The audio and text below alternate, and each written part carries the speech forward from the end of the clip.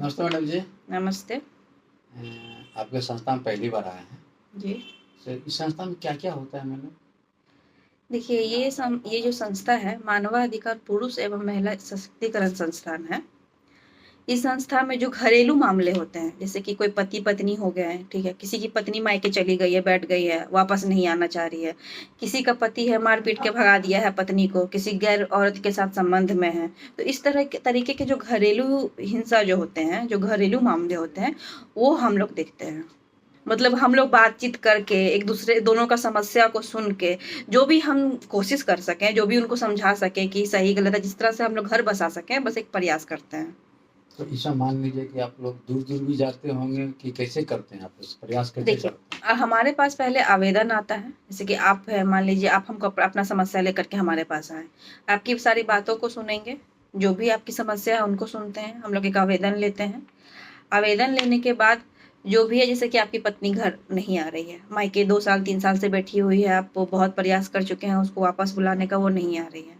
तो फिर आपकी पत्नी को हम लोग फ़ोन करेंगे, फ़ोन पे काउंसलिंग के माध्यम से, बातचीत के माध्यम से उनको समझाने की कोशिश करते हैं कि परिवार है, पति है, बच्चा है, अपने परिवार पे ध्यान दो।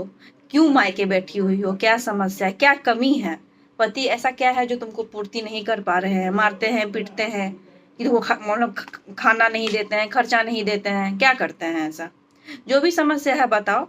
अगर हमारी संस्था में आ सकती हो तो मान लीजिए हम पर लोग पति पत्नी को जो भी है हमारे संस्था में बुलाते हैं, सामने बैठा करके बातचीत करते हैं। कुछ 4 बातें पत्नी की मानी जाती है, 4 बातें पति की मानी जाती है और इस तरह करके एक घर को बसाने की कोशिश की जाती है। अगर इसके बाद भी ना माने, वो नहीं आना चाहे, तो उसके लिए क्या करते हैं? देखिए अगर मान लीजिए पत्नी हो या फिर पति हो, अगर हम संस्था में उनको बुलाते हैं, अगर वो नहीं आते हैं, तो हमारी जो टीम है, हमारी संस्था की जो टीम है, वो मिल कर के हम लोग 3-4 लेडीज़ हैं, 2-3 जेंट्स हैं, हम लोग 6-7 की टीम है। हमारी टीम जाती है लड़की के घर या फिर लड़के के घर, बातचीत करने के लिए जाती है। बातचीत के माध्यम से उनको समझाती है कि क्या तकलीफ़ है, क्या दिक्कत है। मान लीजिए बच्चे हैं तो बच्चों के लिए, बच्चों के उज्ज्वल भविष्य के लिए हम लोग जाते हैं, बातचीत करते हैं कि क्या दिक्कत है, क्या परेशानी है, क्यों मायके बैठी है। मान लीजिए लड़की के माँ-बाप से भी बात करते हैं कि और कोई भी माँ-बाप अपनी बेटी की शादी करता है, तो मायके रखने के लिए तो उससे शादी करता नहीं है। चाहता है कि मेरी बेटी अपने ससुराल में अपने पति के साथ, अपने बच्चों के साथ खुशी रहे। तो उसके माता-पिता से भी हम लोग बात करके जानने की कोशिश करते हैं कि आखिर क्या समस्या है। अगर वाक़ई सचमुच अगर पति मारता है, पीटता है, गाली-गलौज करता है, किसी भी तरह से प्रताड़ित करता है अपनी पत्नी को, तो हम लोग लिखित में लेते हैं कि वो ऐसा ना करे। अगर वो ऐसा करेगा, तो उस पे कानूनी कार्रवाई की जाएगी, उसके खिलाफ एक्शन लिया जाएगा।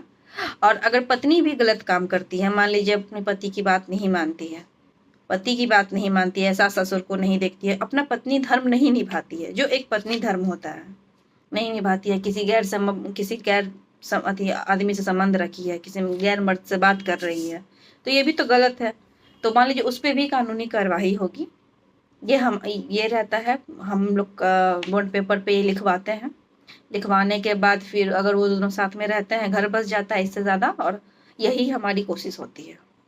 तो मान लीजिए आप समझा दिए, आप गए, बात किए, समझाए, उसके बाद भी अगर नहीं मानती है, तो आप क्या एक्शन लेते हैं आप लोग उस औरत के प्रति या उस परिवार के प्रति? अगर मान लीजिए पति सही है, पत्नी फिर भी नहीं आना चाहती है, तो अगर तुम अब मान लीजिए तुमको पति लाने के लिए गया है, पति तुम्हारे सारे शर्तों को मानने के लिए तैयार है, फिर भी तुम वापस नहीं जाना चाहती हो, तो क्यों नहीं जाना चाहती हो? यानी तुम गलत हो, यानी तुम्हारे मन में कोई चोर है। तुम आखिर क्यों नहीं अपना घर बसाना चाहती हो? अपने पति के साथ, अपने बच्चों के साथ, अपने सास-ससुर के साथ तुम क्यों नहीं रहना चाहती हो? आखिर क्या समस्या है? तुम्हारी उन सारी समस्याओं को, दिक्कतों को अगर हम दूर करके तुमको रखवाते हैं, हमारी संस्था तुमको रखवाती है, तुम्हारी ज़िम्मेवारी लेती है तुम्हारी ज़िम्मेवारी लेती है कि ये कुछ तुम्हारे साथ गलत नहीं करेगा और ऊपर से संस्था क्या है, ये लड़का तुम्हारी ज़िम्मेवारी लेता है।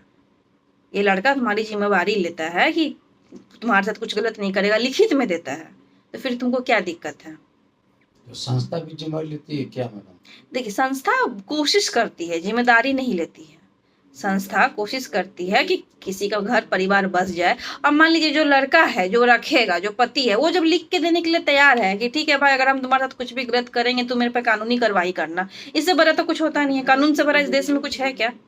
नहीं है। नहीं। मान लीजिए कि एक बार हम पत्नी जब मान लो अलग हो गई, पत्नी हो गई, फिर वो आपके रिक्वेस्ट पर उनको बुला के रखा गया, और मान लीजिए इसके बाद भी पति फिर वही रवैया पत्नी के साथ करे, तो फिर इस पर तो पत्नी एक्शन लेगी, पत्नी एक्शन लेगी। उस एक्शन में किसके साथ खड़े होइएगा? हमारा पेपर रहेगा ना उसके साथ, हमारा पेपर रहेगा, पेपर में दोनों पक्ष की बातें रहेंगी ना, दोनों पक्ष का समझौता हुआ होगा कि हाँ अगर तुम ऐसा करोगे तो तुम पे कानूनी कार्रवाई होगी, तुम ऐसा करोगी तो तुम पे कानूनी कार्रवाई होगी। वो जो हमारा पेपर होगा, वो पेपर लेकर के वो थाना जाए, कोर्ट जाए, जो भी जाए, फर्स्ट प्रायोरिटी तो उसी को मिलेगी कि देखिए मैम पहले भी काउंसलिंग हुई है, देखिए सर पहले भी काउंसलिंग हुई है, फिर भी मेरे पति का या फिर मेरी पत्नी का मेरे साथ वही रवैया है, सही मतलब रवैया सही नहीं है, सही नहीं है, फिर कानून उस पे आगे एक्शन लेगा।